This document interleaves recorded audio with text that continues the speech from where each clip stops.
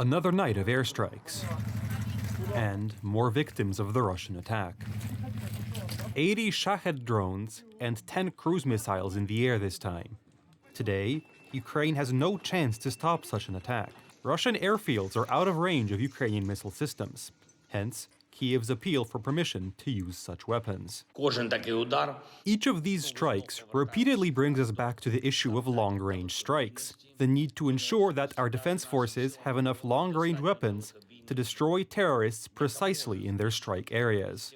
For Kiev, the possibility of such weapons could completely change the situation on the battlefield. What is at stake is the precise shelling not only of airfields or Russian military bases, but also of logistics hubs supplying the front. I think this would change the rules of the game, because we would be able to strike where Russia doesn't expect it today. Their large area is an advantage in manpower and resources, but it could also be a disadvantage if we are talking about defending such a large territory. Already today, Ukraine is managing to hit the Russian hinterland. The Proletarsk refinery in the Rostov region is burning for the 10th day. Information about the losses appears on Russian social media channels. One of the most popular such platforms in Russia is Telegram, an instant messaging service founded by Pavel Durov, a Russian billionaire with a French passport.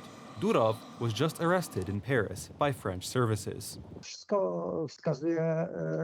Everything points to the context in general moderation of the portal's operation, because Telegram, like other media, was accused that moderation does not exist, that it is a tool for drug traffickers and various kinds of human traffickers.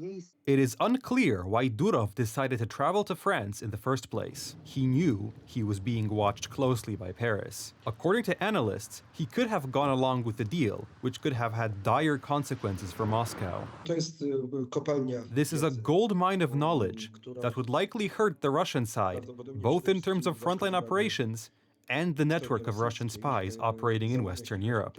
Telegram, called a virtual battlefield by some commentators, has the ability to encrypt conversations between specific individuals, which is used by Russian soldiers on the front lines, but also by terrorist groups, for example.